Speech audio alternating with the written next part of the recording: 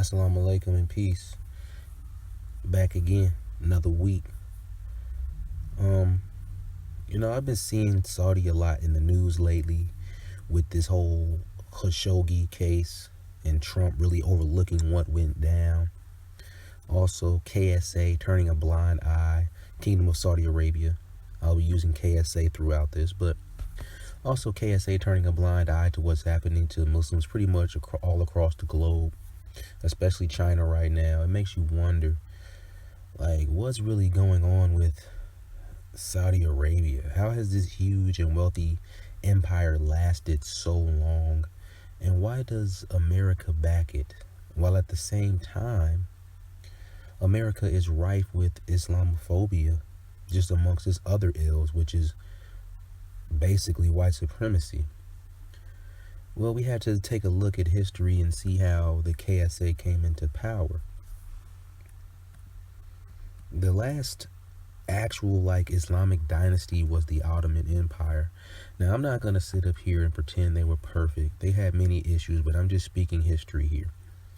They were the last Islamic dynasty. Many nations was trying to get them out of here, especially America, because at the height of the 18th century, Muslims was waxing and taxing. They was waxing and taxing these ships of the Mediterranean and a large area of the North Atlantic. All them ships that was coming through there, they was getting taxed and waxed. And if you didn't pay that tax, then you was getting your people kidnapped and put into slavery and all kind of stuff. So these were the Islamic nations of Tripoli, Tunis, Morocco, Algiers. Now, even before this, these Muslim pirates, that's what they called them, they was getting it in, because when the Muslims who conquered a lot of Europe, who they called the Moors, when they were defeated, they went into these African countries and started to rob the ships of the Spaniards. When they got, and when they got their weight up, they began to ally basically with the Ottoman Empire.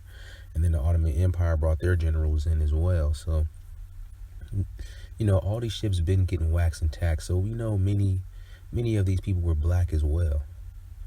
Many of these people who were, pirates and taxing these nations, they were black. And before the Revolutionary War, the American ships, they were under the protection of Great Britain. Then America declared independence and fought them off, and then their ships were under the protection of France. And then after that, it was up to America itself to protect its own ships, but they were scary. Thomas Jefferson, who was a American minister to France at the time, before he became president, he and John Adams met up with Tripoli's ambassador and asked them, by what right do you have to attack American ships and take hostage and enslave Americans? And why are y'all so hostile to us, even when you don't really know us like that? This is what he's saying to the Tripoli's ambassador.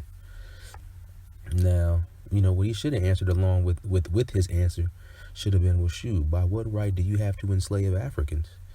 But he gave them this answer. Ambassador Sidi Haji Abdul Rahman Adja, he answered that Islam was founded on the laws of their prophet, that it is written in their Quran that all nations who should not have acknowledged their authority were sinners, that it was their right and duty to fight them and wherever they could be found, and to make slaves of all they could take as prisoners, and that every Muslim who should be slain in battle was sure to go to paradise. So, I'm just talking history here. This is what Tripoli's ambassador replied back to John Adams and Thomas Jefferson. And this answer obviously had them shook, because for the next 15 years, from 1785 to the early 1800s, America was paying millions in tax money to Muslims, or what you would call jizya. So eventually Thomas Jefferson became president, and he created an international navy and the Marines and stuff, and with help, and with some other help, they put a stop to that. They stopped paying all that money to this area where they had to take their ships to.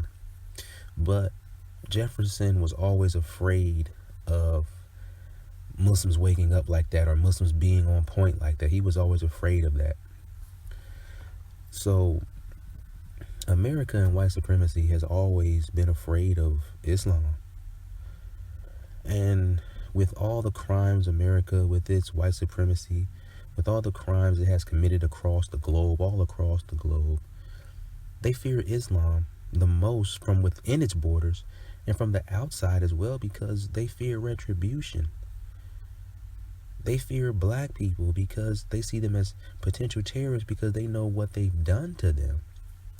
So this is why the U.S. is cozy with the Kingdom of Saudi Arabia, because KSA, they tell you things like democracy is fine. You know, it doesn't negate Tawheed Hakimiyya or the oneness of Allah's rulership.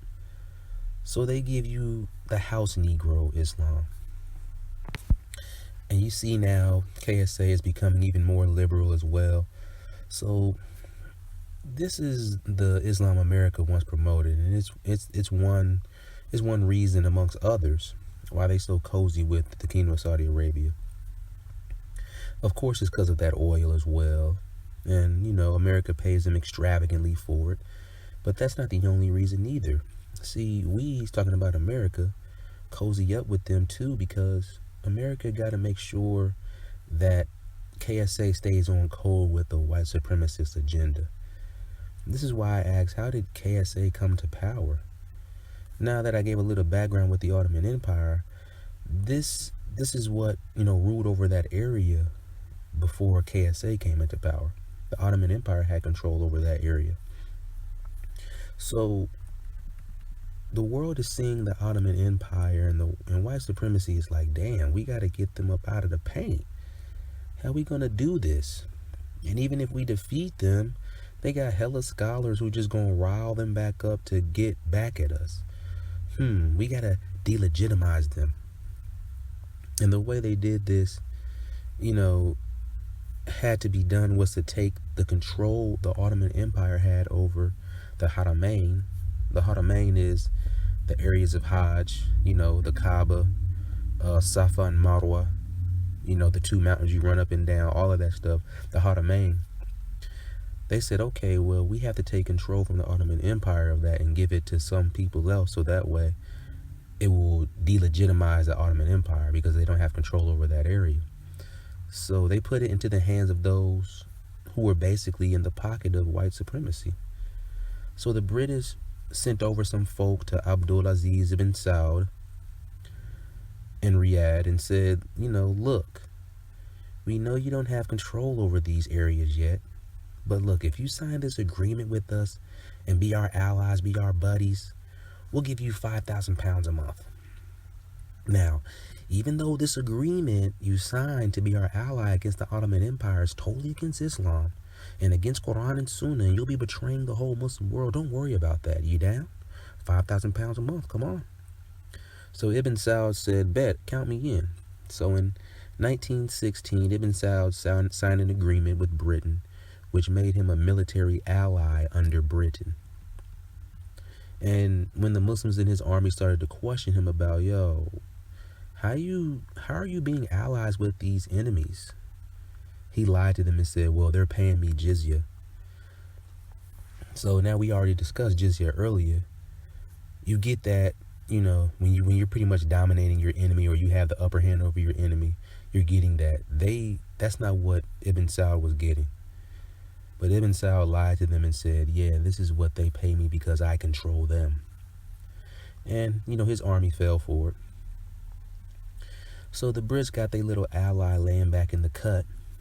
So now when the Ottoman Empire is about to be defeated and they're crumbling, Ibn Saud comes out of the cut and takes control of the Haramain, the areas we were talking about. And Ibn Saud, now that he has control over this, he's backed up by the British Empire. He, you know, pretty much declared the Saudi government, the Saudi Arabian area. And since he won't declare himself to be the caliph or Islamic leader like the Ottoman Empire did, he will never allow anyone else to claim it. And really, no one else can come take control of the Kaaba and its areas because they got their own armies of Kingdom of Saudi Arabia. They got their own armies that can protect them. And if that don't work, they still backed up by Britain.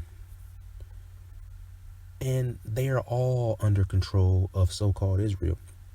So it's just a terrible web.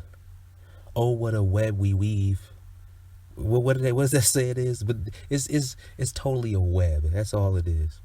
And they're all in bed, white supremacists bed together. So the Kingdom of Saudi Arabia is a British creation put in place to keep control over that region so that the true power of Islam never returns, and that, because they know that Islam is going to defeat white supremacy, so they don't want that Islam over there. Also to legitimize their white supremacist version of Islam. They have to give you their matrix form of Islam, and so this is how they legitimize it. They put KSA in power over there. This is one reason why when folks go over there to learn and then they come back, they start turning a blind eye to the suffering and oppression of black folk here in America, and don't even try to go to the hoods of America and give them dawah.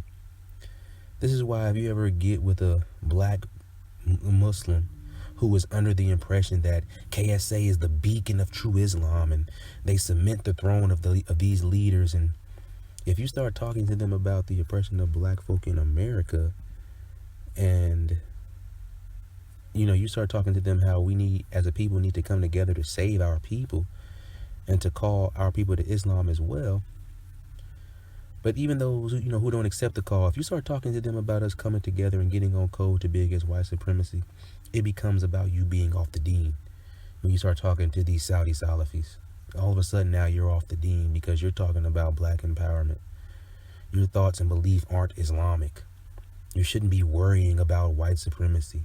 They hit you with the white supremacy talking points too. They'll say things like, well, if the black folk would just simply comply with the police, much of all that police brutality would be avoided. Or if they just stop doing all this crime, most of the issues would be avoided. Or why can't they just pull themselves up by their bootstraps? Or you got, Saeed Raghia saying things like, they're just bastard children, things of that nature. So, or they try to hit you with the, oh, they're not Muslim, so we don't need to worry about them. Even though you're black yourself and white supremacy doesn't care what religion you are, you're still black. So they don't care what religion you are up to a certain extent. I'll say that. Because they understand what Islam has produced, not only in when it was the Ottoman Empire, and that's why they had to destroy that, but they also see what Islam has done in America. Look at all these black empowerment groups from the past, these liberation groups from the past. Do your research. Black Muslims are totally involved, or the leaders or of all of that. Do your research. There's people in jail right now who are sincere Muslims, and they were back down for the black empowerment struggle. So there's no way that you could separate stopping oppression of white supremacy upon your people. You can't separate that from Islam. That goes hand in hand with Islam. So to try to say these black people are non-Muslims, that really doesn't matter, because white supremacy, we're still one big nigga. So white supremacy cares but doesn't really care what religion you are. You're black, and their religion is white supremacy. So at the end of the day, whether you're Christian, Muslim, or Jew, they're going to see a Negro and they need to get you out of here. But with these Saudi Salafis, that's what they bring you. They bring you don't care about black people as a whole, don't care about your people as a whole, but they definitely love and worship the Kingdom of Saudi Arabia. And when I say worship, I put that in quotes. They believe whatever they say goes, like they're the Pope or something.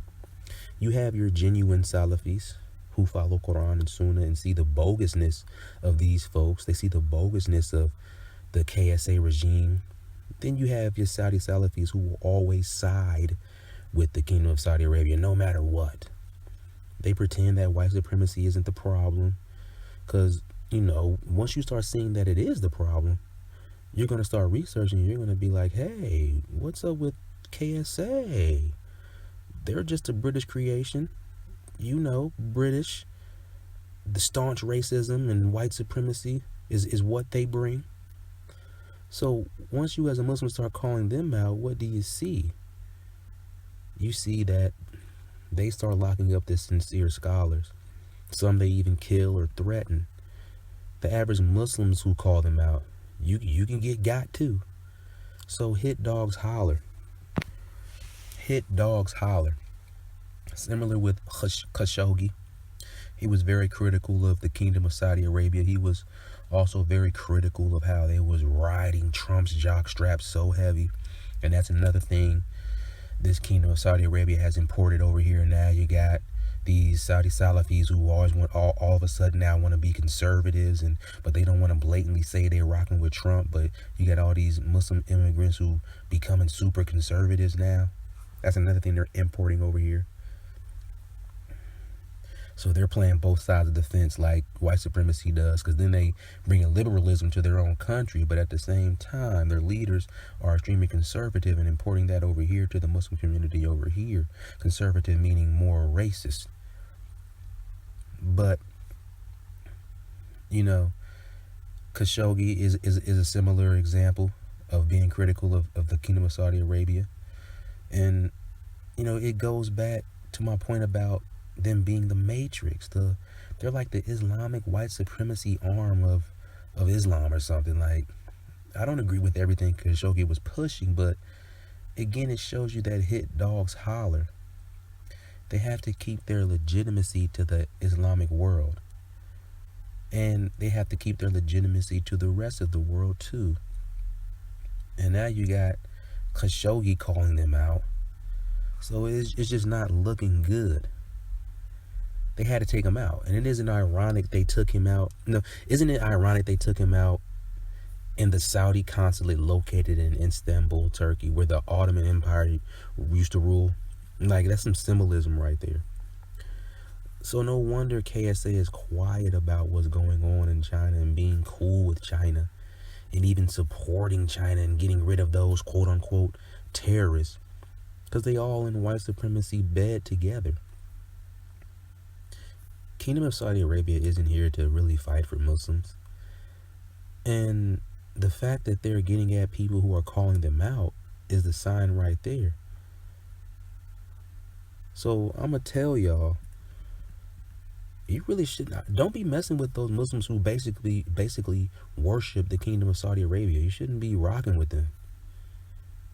They shouldn't be the type of Muslims you linking up with, especially black Muslims. Hell no. You should try to teach them and get them on track. And if you see they still want to be on the bull crap, just leave them alone. They're not really going to produce anything except pretty much hatred and distrust for everyone, you know, and violence against one another. But they'll never take issue with white supremacy. Just look at some of these cities out here in America that you got a whole huge Muslim communities, and they're filled with black people, but they're all Saudi Salafis. They made sure to put that Saudi Salafi stuff in the black areas because they know it will not solve anything, any of the issues going on out there.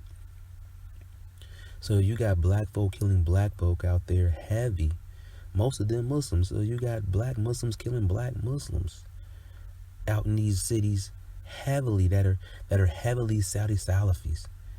They hate each other, but they worship the Kingdom of Saudi Arabia. They can tell you all the knowledge of Islam and all the rituals and how to do them properly. They have hella knowledge, that's what's up. But it's only implemented up to a certain point. After that, the white supremacy design of killing one another and not seeing who the real enemy is comes into play. And until they give up that worship of the Kingdom of Saudi Arabia, until they give that up from their Islam and actually use Islam to empower themselves and their communities, they will always remain like that. And I know, you know, I'm going to have some folk out there who get at me in my mentions and comments for saying that, but I'm speaking truth and you know it. I mean, what are you going to do? You're going to get mad at me and you're going to do me like Khashoggi because you're getting called out? Like, you just be behaving just like them, and it wouldn't be a surprise because hit dogs holler. You know, the black media has been doing the damn thing as well. You can see the strong influence of voices of the black media, which is just basically the amplification of the people on the ground. You can see the influence it is having, from destroying whole candidates, presidential campaigns, to calling out people in entertainment like that whack Harriet movie, to even strengthening the codification of black folk. We see it. And the dogs are hollering every time they are hit. This is why it's having a major effect. Every time something is said, it has to be addressed now. At first, it was ignoring. Something as simple as Lizzo. The black media started calling out the obvious mammying of Lizzo, and she had to address it because it was getting louder and louder. You even had Mark Lamont come out and take up for Lizzo, trying to tell black folk that we really don't know what a mammy is, or we really don't know what mammying is when we say this is what Lizzo was doing. Finally, she had to respond to Boyce Watkins, who basically said she owes her popularity to her obesity and antics. Which, if we being honest, it's true. Because look at Adele, who just recently showed her weight loss, and now she out here wagging her tongue like Cardi B. So she letting us know she finna get loose now. She finna bring that ratchet energy now.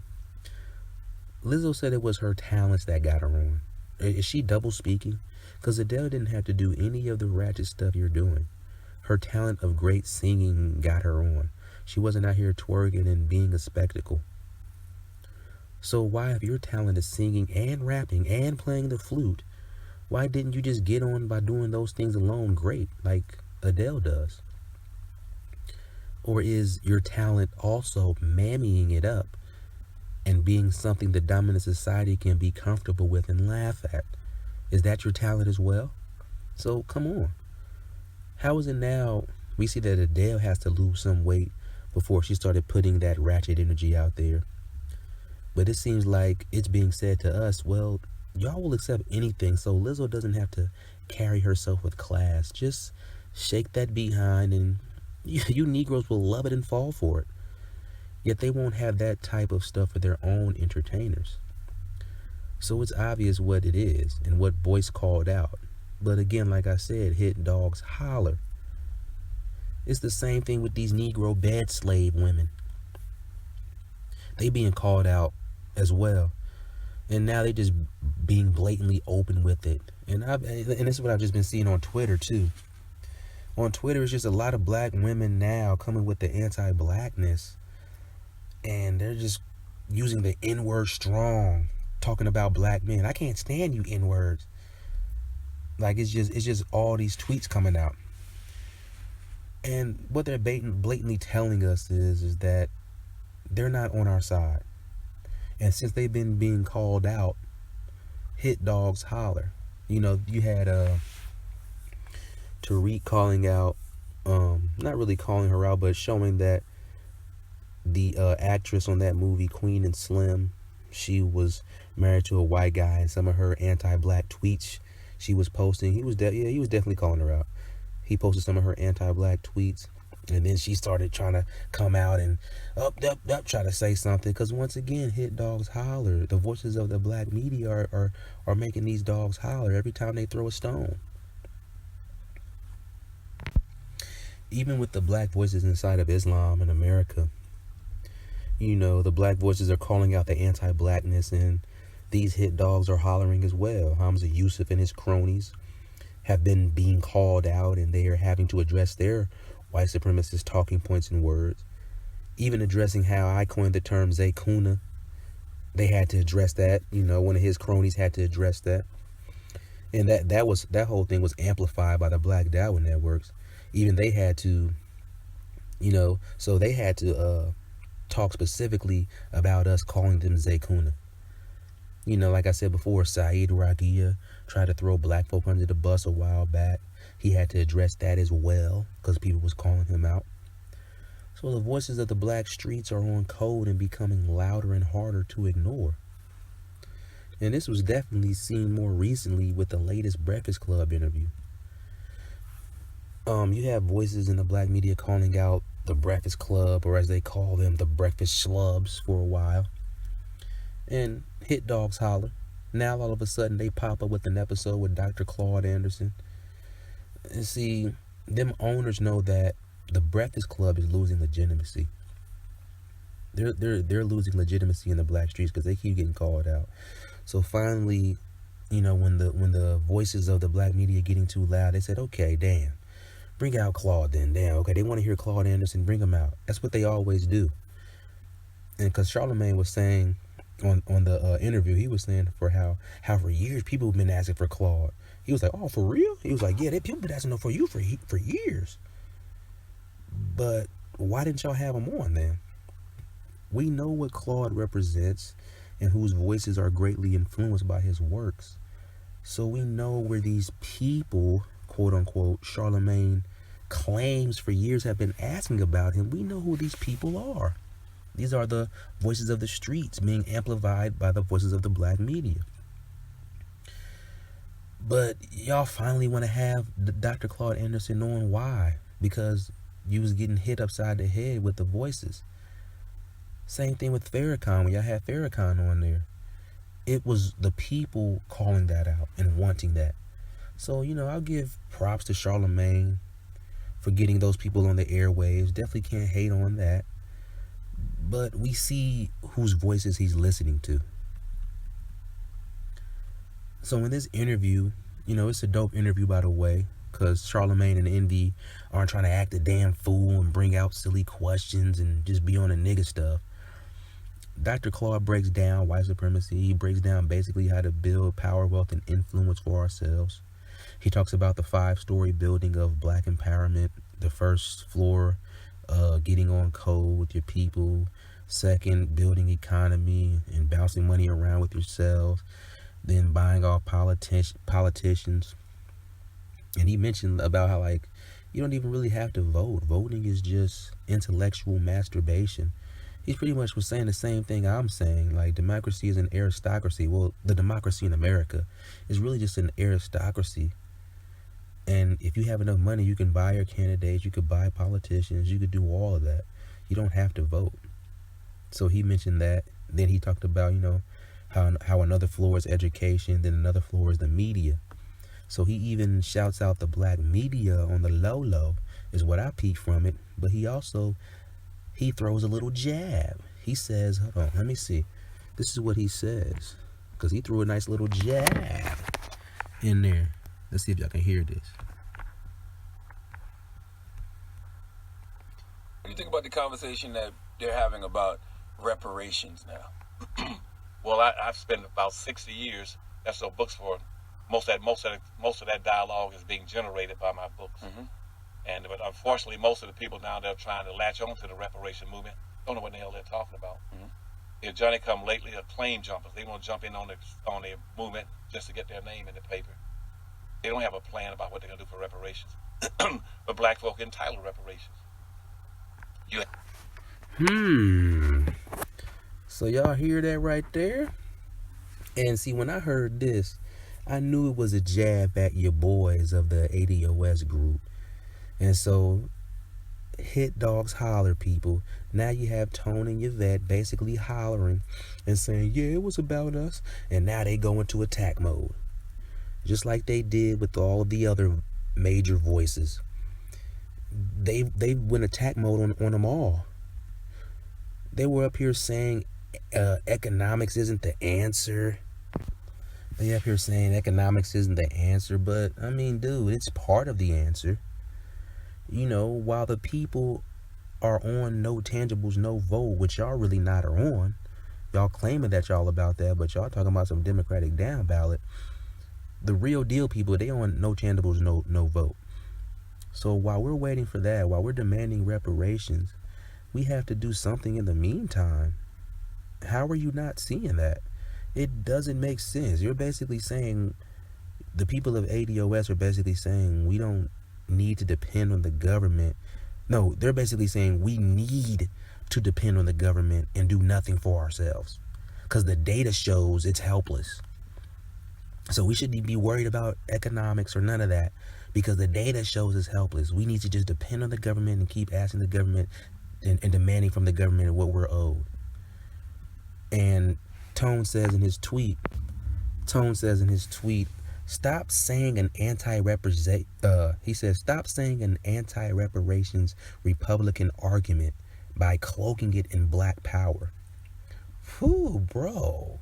Who are you working for? That was loaded. You've been trying to insinuate this Republican stuff in the black media for a minute, man. You did that stuff with Tariq when he made that jab about Trump. Now you're doing that again right here. You've been doing that for a little minute now. You're starting to low-key sound like Talib Kweli or something. So we see who the attack mode has been turned against.